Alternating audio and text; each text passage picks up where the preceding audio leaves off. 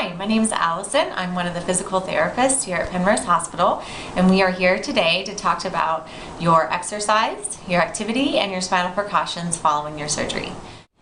You will see one of us following your surgery, and we will continue to work with you during your hospital stay to review the information that we presented here and also to answer any questions that you may have. And we will work to get you as independent as possible following your surgery. You will likely experience surgical pain. Communicate this pain with your nurse so that they can give you medication, knowing that physical therapy will be in to see you later in the day. Don't be afraid to move with us. We are the experts, and 99% of our patients feel better after mobility rather than continuing to lay in bed. You will have 3 primary precautions following your spinal surgery. You will want to avoid the BLTs. That stands for no bending, no lifting, or no twisting. We will review these thoroughly. Allison is currently demonstrating poor bending technique. She is bending through her back and her shoulders, causing her spine to round. We will teach you how to properly hinge at your hips, keeping your back straight when participating in activities such as sitting on and off the toilet and getting in and out of bed. This will help protect your back. Now we will review proper lifting techniques. Following your spine surgery, it is imperative not to lift with your back. Notice Allison bending with her back to pick up an item. What you will want to do is bend with your knees, if able, to properly bring an item close to you and stand keeping your back straight. During your post-op recovery, you will have a 5-pound limit on lifting. The laundry basket Allison is lifting is filled with 5 pounds of laundry. There are several household items that weigh between 4 and 5 pounds that you can judge what your lifting restriction may be. Half gallons of milk and orange juice weigh about 4 pounds. Sugar and flour packages weigh 4 to 5 pounds depending on what you buy. And also sacks of potatoes are generally 5 pounds. These are ways in which you can judge how much 5 pounds might feel to you. Your doctor will decrease your lifting restrictions as your back heals. Now we will review proper technique to avoid twisting after your surgery. Allison is demonstrating poor twisting technique in which her shoulders are moving independently from her hips. Notice her spine twisting. Now Allison will demonstrate good technique in which her shoulders and hips move together and her spine stays in straight alignment. We don't only have a tendency to twist when we're standing, we also do when we're sitting. Be cautious when sitting in a chair at the edge of the bed that you don't twist your spine to reach back behind you. Also, when lying in bed, avoid twisting, reaching across your body for objects. Instead, reach with the arm closest to the object you desire to avoid twisting.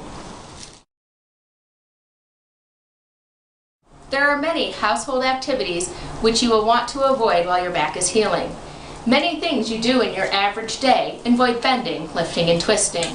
For instance, avoid sweeping, vacuuming, or mopping, as it tends to put a lot of pressure on the low back and incorporates a lot of twisting of your spine. Also, making the bed. If you've ever thought about it, reaching down, it's a lot of twisting and bending. When reaching for objects in your cabinet or refrigerator, avoid bending down to get things off the bottom shelf. Instead, bend down to reach them, or even easier, put things at counter height or chest height so they're easily accessible. You'll also want to be aware of your precautions while doing dishes and laundry. When loading the dishwasher, use only the top rack of the dishwasher. When doing laundry, be sure to bend your knees and reach in, or have a family member or friend assist you so that you don't break your spine precautions. You'll also want to avoid yard work, any heavy snow shoveling, raking the leaves, or any other sorts of yard work that may include bending, lifting, and twisting. Please check with your physician regarding any driving restrictions or sitting restrictions that they may have for you. Limit your sitting to between 30 and 45 minutes at a time. It's a good idea to have a pillow behind your back for support, or you can use a lumbar support as well. You'll want to avoid low recliners and chairs, but if you must, you'll want to build them up with a couple of blankets. This is a good idea to help make it easier to stand. You'll also want to stick with chairs that have armrests and put a pillow behind your back for support. Now we will teach you the proper technique for getting out of bed, maintaining your spinal precautions, also known as the log roll. What Dawn will do first is bend up her left knee opposite the side of the bed she plans to get out of. She will roll onto her side and reach for the mattress with her hand. She will then slowly drop her legs off the edge of the bed while pushing up on the mattress until she is in sitting. This minimizes twisting. Just reverse the procedure when lying back down onto side, and then rolling over onto the back.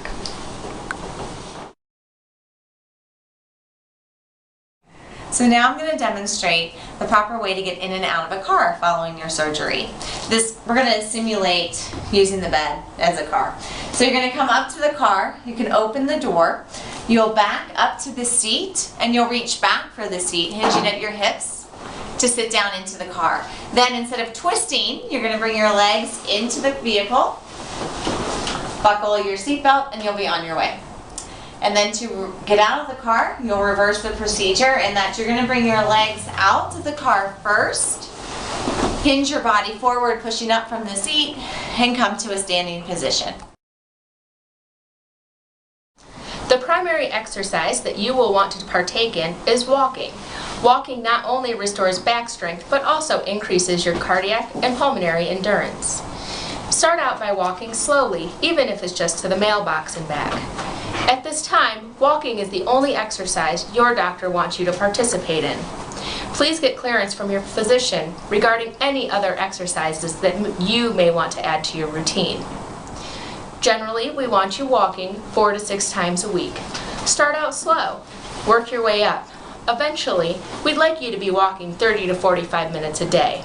If that's not something you normally do, talk with your physician on modifying your routine.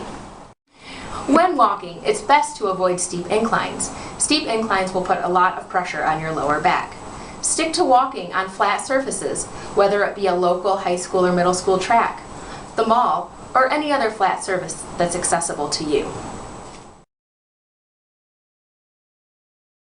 In addition to what we've covered here, you will also be meeting members of our occupational therapy staff who will educate you on how to perform your activities of daily living, such as bathing, dressing, and toileting following your surgery. So we just want to thank you for watching our video, and we look forward to meeting you following your surgery and getting you back on the road to independence.